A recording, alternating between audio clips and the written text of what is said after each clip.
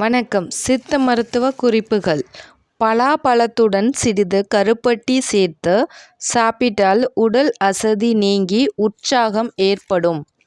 கற்பூரவள்ளி இலைச்சாறு, நல்ல எண்ணெய், சர்க்கரை மூன்றையும் நன்கு கலக்கி நெற்றியில் பற்று போட்டால் தலைவலி குறையும். சிறுகுறிஞ்சான் இலையை பொடி செய்து தினமும் சாப்பிட்டு வந்தால் சர்க்கரை நோய் குறையும். தூதுவளை, வல்லாரை, கறிவேப்பிலை மூன்றையும் பொடி செய்து தினமும் சாப்பிட்டால் நினைவாற்றல் அதிகரிக்கும்.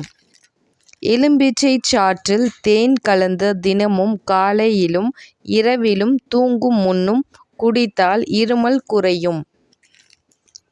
தொடர் சுருங்கி இலை, வேர் இரண்டையும் காய வைத்து பொடி செய்து பால் கலந்து காலையில் குடிக்க சர்க்கரை நோய் குறையும்.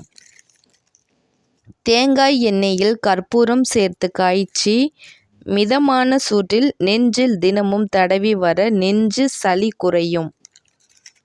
சிறிது சுண்ணாம்புடன் புளி சேர்த்து தேனீ கொட்டிய இடத்தில் போட்டால் சிறிது நேரத்தில் வலி நின்றுவிடும்.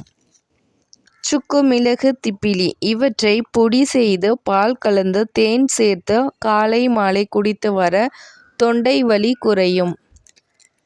ஒரு கை அளவு ஓமத்துடன் 3 வெற்றிலை சேர்த்து இடித்து பிழிந்து தேன் சேர்த்து பருக வயிற்று பொருமல் குணமாகும்.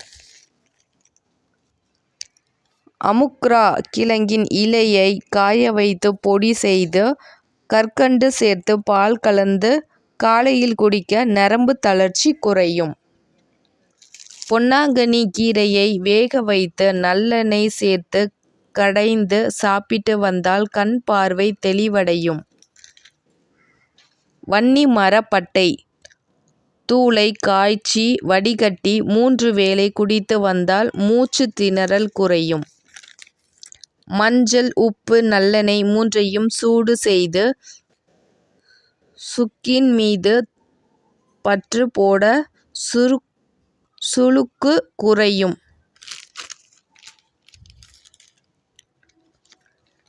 கோதுமை கஞ்சி, கீரை, பச்சை காய்கறிகள் இவற்றை தினமும் சாப்பிட்டு வர சருமம் நிறம் குறையாமல் இருக்கும். மதிய உணவுடன் அடிக்கடி அகத்திக்கீரையை சாப்பிட்டு வந்தால் உடலுக்கு நல்ல குளிர்ச்சி கிடைக்கும். பெருங்காய பொடியை வறுத்து வலி எடுக்கும் சொத்தை பல்குழியில் வைத்து கடித்து கொண்டால் வலி நொடியில் பறந்துவிடும். யானைக்கால் நோய்க்கு வல்லாரை கீரை சாப்பிட சரியாகும். பிரண்டை துவையல் பசியை தூண்டும் சக்தி கொண்டது. கொய்யாப்பழம் சாப்பிட்டு வந்தால் இரத்த சோகை நோய் குணமாகும்.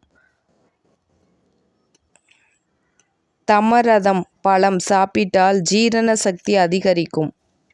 பப்பாளி காயை சமைத்து உண்டு வர தடித்த உடம்பு குறையும். பப்பாளி மூல வியாதிகளுக்கு நல்ல மருந்தாகும். நன்றி.